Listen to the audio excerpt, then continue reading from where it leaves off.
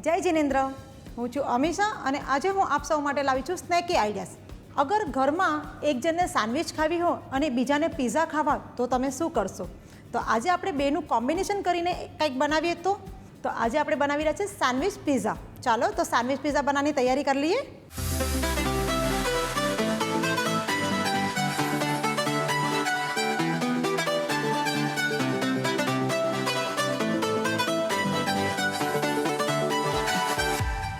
સો આપણે પહેલાં સેન્ડવિચની સ્ટફિંગની તૈયારી કરી લઈએ. એની માટે આપણે મેયોનીઝ લેશું, ફ્રેશ ગ્રીન ચટણી એની અંદર એડ કરી દઈશું. ને હવે આપણે એની અંદર બારીક કટ કરેલા કેપ્સિકમ,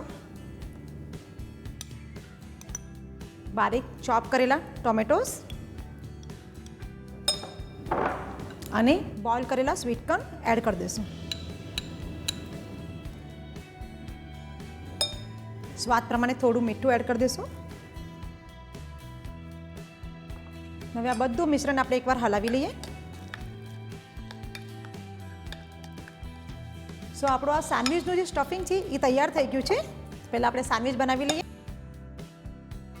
સો આપણે પહેલાં બ્રેડ પર બટર લગાવી લઈશું.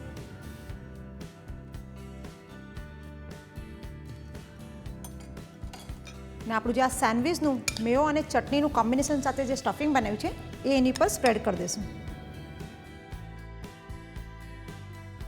બીજી જે સ્લાઇસ છે એની પર આ રીતે મૂકી દઈશું. સો આપણે આ સેન્ડવિચ તૈયાર થઈ ગઈ છે. હવે આપણે એને તવા પર ગરમ કરી લઈએ. અગેન એની ઉપર આ રીતે બટર લગાવી લઈશું થોડું, ને આ રીતે આપણે તવા ઉપર એને સેન્ડવિચને ગરમ કરી લઈશું. સો આપણે એને બીજી બાજુ પલટી કરી દીધી છે. સો આપણી સેન્ડવિચ તૈયાર થઈ ગઈ છે. આ રીતે આપણે બીજી પણ સેન્ડવિચ બનાવી લઈએ. સો આપણી આ જે સેન્ડવિચ તૈયાર થઈ ગઈ છે, હવે આપણે પિઝાની ટોપિંગની તૈયારી કરી લઈએ. સો પિઝાના ટોપિંગ માટે આપણે જે મેયોનીઝ છે એની અંદર તંદૂરી મસાલો એડ કરશું.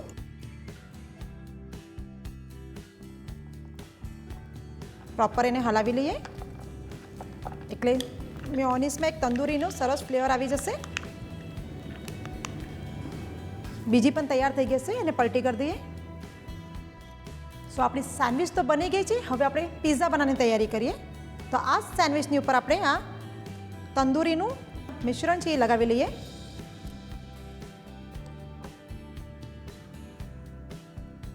હવે પિઝાનું ટોપિંગ કરી લઈએ. પનીર મૂકશું, કલરફુલ કેપ્સિકમ.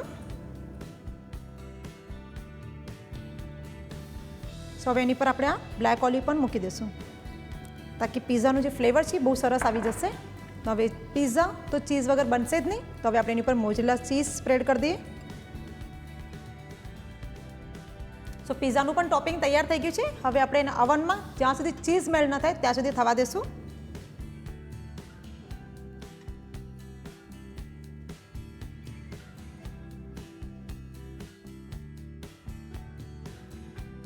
સો આપણા આ સેન્ડવિચ પિઝા તૈયાર થઈ ગયા છે.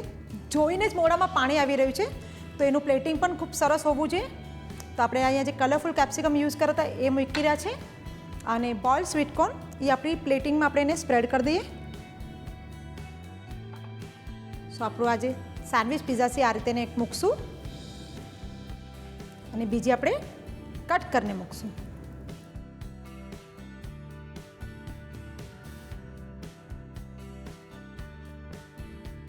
સો આ આપણા સેન્ડવિચ પિઝા તૈયાર થઈ ગયા છે. હવે ઘરમાં ઝઘડા કરવાની જરૂર નથી. જેને સેન્ડવિચ એન્જોય કરવી એ સેન્ડવિચ એન્જોય કરી શકે, જેને પિઝા એન્જોય કરવા એ પિઝા એન્જોય કરી શકે. તો આપ સૌને અગર અમારી રેસિપી ગમે છે તો એને લાઇક કરો, શેર કરો અને અમારા ચેનલને સબસ્ક્રાઈબ કરો.